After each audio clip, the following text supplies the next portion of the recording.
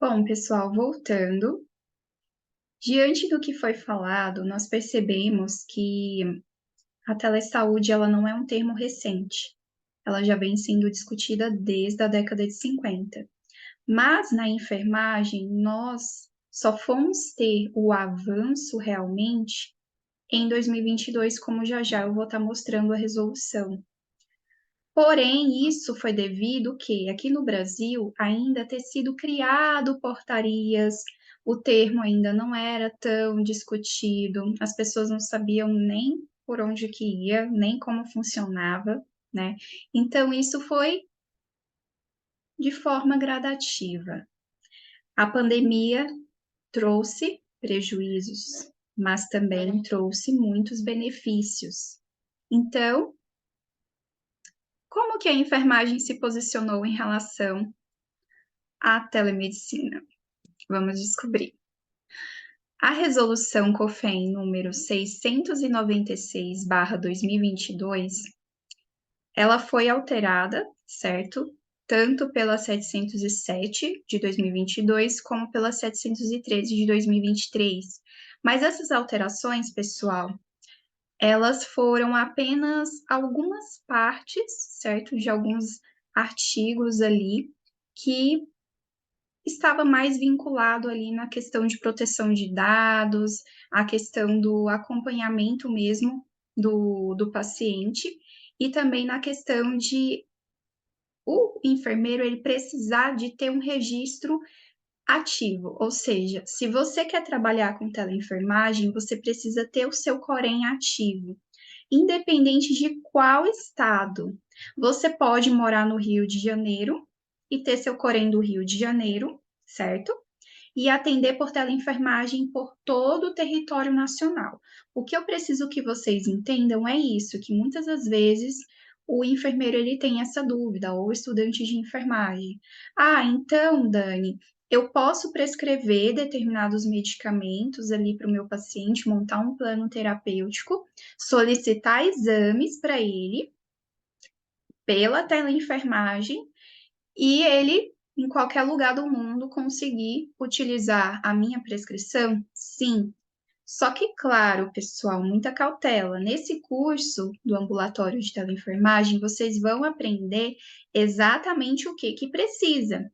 E aí vocês precisam entender basicamente o que que fala essa resolução. Nós temos que seguir à risca tudo que é colocado no Conselho Federal de Enfermagem. Então vamos lá. Primeiro ponto é que essa resolução ela dispõe sobre a atuação da enfermagem na saúde digital, normatizando aí a teleenfermagem. Uma das dúvidas que geralmente as pessoas possuem é: Dani, eu preciso ter uma pós-graduação em saúde digital para eu poder atender meus pacientes em teleenfermagem? A resposta é não, você não precisa ter uma pós-graduação ou buscar fazer uma pós-graduação aí, feito doido, porque não há necessidade. Essa resolução, pessoal, em nenhum momento ela fala que você precisa ser especialista, certo? Nós temos sim no rol de especialidades, tá? Tem uma resolução com os rols das especialidades de enfermagem, que tá lá saúde digital, ok? Mas na resolução 696/2022 e nas alterações que foram feitas, em nenhum momento está exigindo essa pós-graduação, certo? Ok? Ok. A exigência maior, pessoal, é esse registro no Corém, certo? Então, você não pode atender seu paciente sem estar registrado num Corém, não importa o estado que você more, certo? Não é o do paciente que você vai atender. Outra questão, pessoal, é que essa resolução, ela destaca que a teleenfermagem, ela pode acontecer tanto nos serviços públicos como nos serviços privados. Então, por vezes, você que está aqui no curso, você não quer atuar em consultório privado, você quer atuar em um serviço público, no SF, no hospital, utilizando os recursos da teleenfermagem. Você pode, certo? Porque essa resolução ela traz o quê? As duas vertentes de atuação. Ok. O que mais nós precisamos saber de importante dessa resolução? E eu trouxe aqui para vocês. Sobre a proteção de dados e o ICP Brasil, uma assinatura digital ou eletrônica. Isso aqui, pessoal, quando eu comecei os meus atendimentos em consultório online, isso me descabelou. Eu fiquei atordoada, porque eu não sabia nem por onde que ia, eu não sabia como que funcionava. Então, para mim, atender por um Google Meets ou atender por um WhatsApp ou um Zoom, estava dando proteção de dados para o meu paciente, porque era só eu e ele nessa plataforma. Mas, não.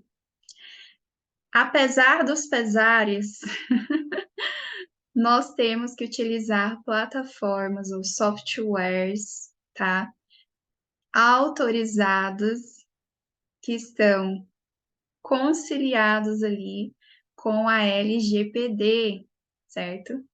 Então, o que que é a LGPD? É uma lei, certo? Que vai estar protegendo os dados ali daquele seu paciente. Então, o software que cumpre essa lei, ele vai garantir para você, profissional, que utiliza essa plataforma, então tem um termo ali que você lê para você entender que eles garantem a proteção dos dados do seu paciente. Então, prontuário eletrônico, anamnese, tudo que você colocar prescrição, tudo ali, eles vão garantir para você que eles estão protegendo.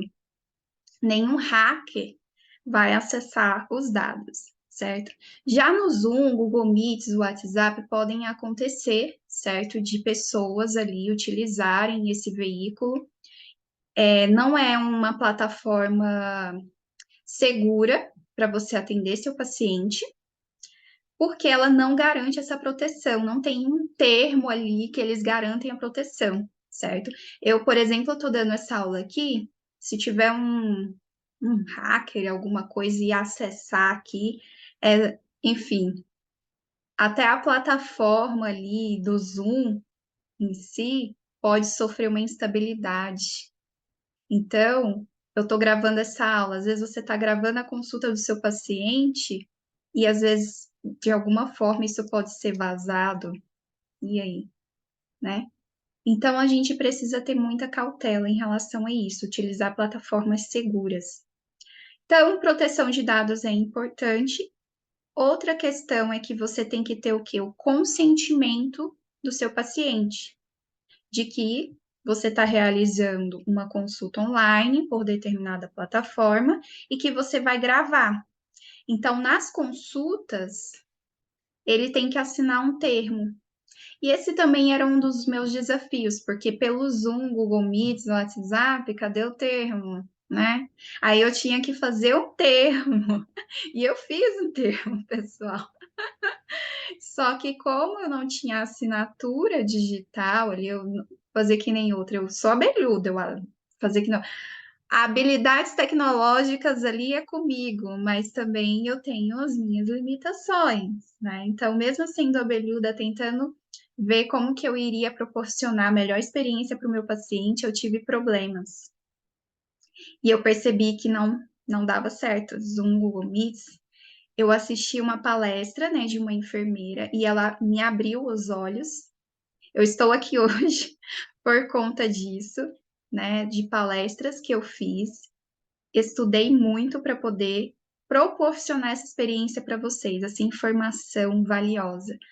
Não façam consulta pelo Zoom, Google Meets, WhatsApp. É somente por uma plataforma que proteja os dados do seu paciente, ok? Ok.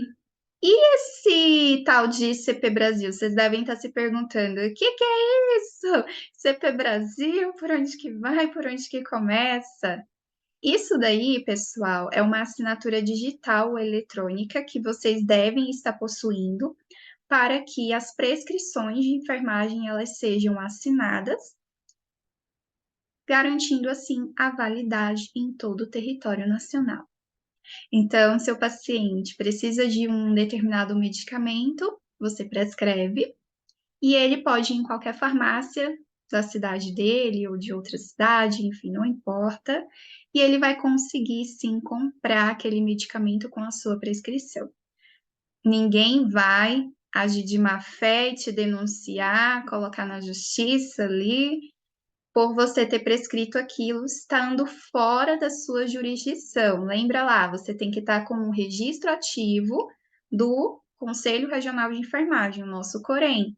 Não importa se você é de Brasília, Distrito Federal, e seu paciente é lá do Acre, lá do Rio Branco. Não importa. Você tendo o seu registro ativo, ok.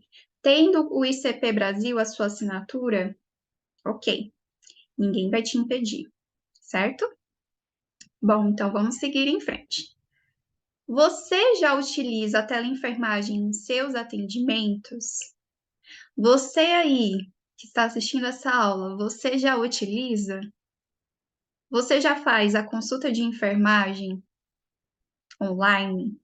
Uma interconsulta ou uma consultoria? Um monitoramento? Uma educação em saúde? Um acolhimento de demanda espontânea, mediada pela tecnologia de informação e comunicação, que no caso é o que envolve aí a teleenfermagem. E aí, vocês fazem? Vocês utilizam? Claro que muitos que estão aqui no curso podem ainda não estar utilizando. Outros podem ter entrado para aprimorar ainda mais, adquirir mais conhecimento, já exercem, mas querem aprender mais ali sobre a teleenfermagem. Então, eu trouxe aqui para vocês um breve comentário sobre o que é cada recurso de teleenfermagem e que isso está na resolução que eu apresentei para vocês anteriormente, a resolução do COFEM.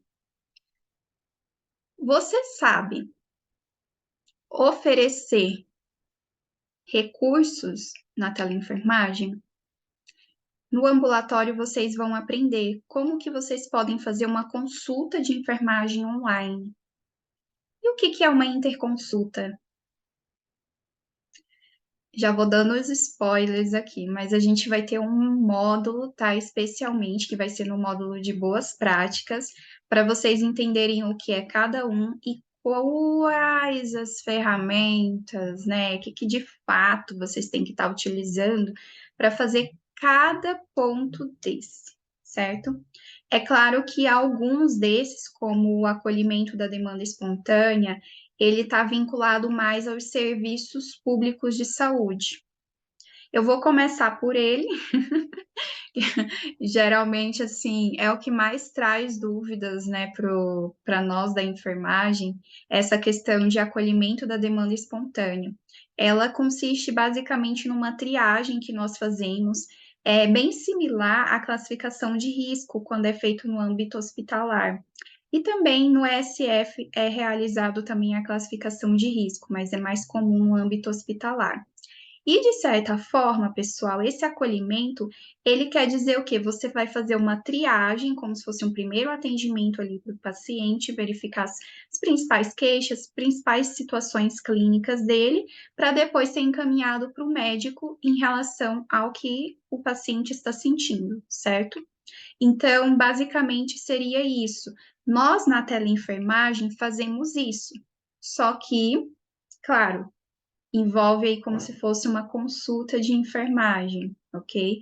Só que a gente pode estar proporcionando isso para o nosso paciente, a gente pode fazer essa triagem e encaminhar ele para um especialista. Por isso que também esse curso do ambulatório, nós vamos ter aí muito contato na comunidade secreta lá no Facebook. Participem bastante, porque lá nós vamos trocar ideias, trocar experiências e também, por exemplo, estou precisando de um médico que atenda online, porque eu preciso encaminhar meu paciente para tal especialista e ele quer online. Gente, vão ter pacientes que vão virar para vocês e vão falar assim: eu quero online. Então, lá nessa comunidade, nós vamos trocar informações, certo?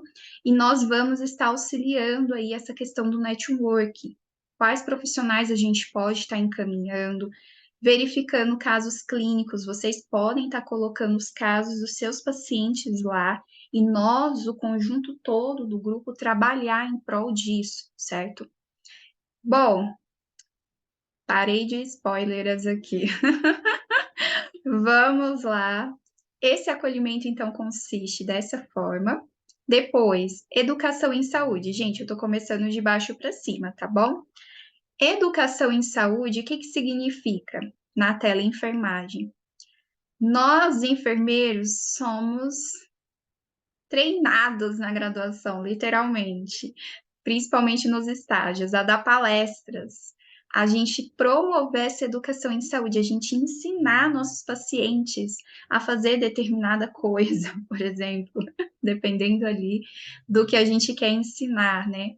Na área da saúde da mulher, um dos principais pontos, principalmente no foco aí da ginecologia, é essa questão, pessoal, do ciclo menstrual, corrimento, saúde íntima, saúde sexual. Os nossos pacientes, eles têm muita dificuldade. Então, a gente precisa atuar principalmente na educação em saúde. Como que eu atuo em educação em saúde, Dani? Por teleenfermagem? Aí sim, a gente precisa aqui entender, pessoal, que a consulta de enfermagem, ela é feita por uma plataforma que protege os dados, claro, daquele paciente, porque tem um prontuário eletrônico, tem que ter aquele sigilo, né, a ética profissional. Mas a educação em saúde, ela pode ser feita tanto no momento da consulta, que você pode mostrar planilhas para o teu paciente ensinando algo, ok. Ou você pode montar uma palestra, convidar seus pacientes para poder assistir essa palestra e eles aprenderem sobre algo que você, durante as consultas, não consegue estar falando. Porque assim, pessoal, as minhas consultas, elas duram em média 1 hora. Tem paciente que fica comigo 2 horas, porque ele vai contando, e a gente tem que ter aquela humanização, a empatia, a gente precisa conversar, principalmente os pacientes que são de primeira consulta. Os que são retornos, de certa forma, a gente está fazendo um acompanhamento, né? Não são tão demorados, mas os de primeira consulta eles são, vocês vão perceber isso. É claro que dá para, ao longo do tempo, da experiência, né, do profissional, ele agilizar. Mas eu, particularmente, eu deixo o meu paciente à vontade, porque eu quero que ele se sinta muito bem recebido no consultório online, já que, como eu já falei na outra aula, ele tem que se sentir o quê? Seguro. Nós temos que passar essa segurança, ele se sentir seguro, assim como no atendimento presencial. Então, voltando aí na educação em saúde, vamos lá. Nós podemos fazer palestras, nós podemos montar cursos para os nossos pacientes, para envolver essa questão da educação em saúde. Ótimo, bacana, já que muitas das vezes numa consulta a gente não consegue abordar com tanta clareza devido ao tempo, ok? Monitoramento. Tem um famoso termo que se chama telemonitoramento. Então, o telemonitoramento você pode estar fazendo pelo WhatsApp, mas novamente, é claro que uma plataforma segura, né, que proteja os dados do paciente é mais interessante. Porém, até o exato momento, pessoal, que eu estou gravando esse vídeo, eu ainda não tenho nenhuma plataforma que promova esse monitoramento. Claro que eu vou estar trazendo para vocês plataformas, softwares aí que podem ser utilizados, mas até o momento eu não tenho nenhum para indicar aqui nessa aula, certo? Ao longo das mentorias, né, as monitorias ali que a gente vai estar fazendo, eu posso estar trazendo novidades para vocês. Então, não faltem, ok? Todas as nossas reuniões vocês estejam ali, porque eu posso estar trazendo novidades para agregar ainda mais ao curso. Bom, o que que eu posso dizer para vocês sobre monitoramento, tirando essa parte aí? Eu diria que no início que eu comecei a trabalhar com teleenfermagem, meu monitoramento ele era por via mensagem. né?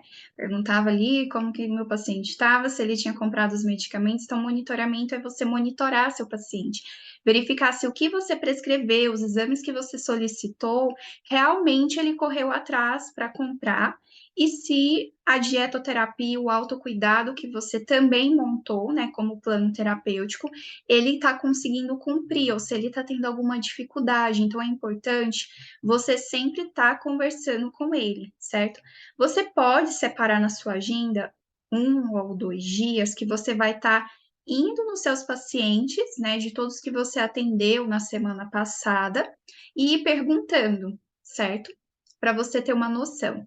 Porém, ao longo do tempo, eu percebi que eu estava tendo uma dificuldade enorme de manter esse monitoramento. Por quê? A rotina, complicado, né? Por vezes, nós acabamos sendo levados por várias atividades, né, do nosso dia a dia, e a gente não consegue realmente cumprir todas as metas que estamos ali necessitando cumprir. Então, por vezes, esse monitoramento meu acabou se tornando falha e até gerou uma certa insegurança.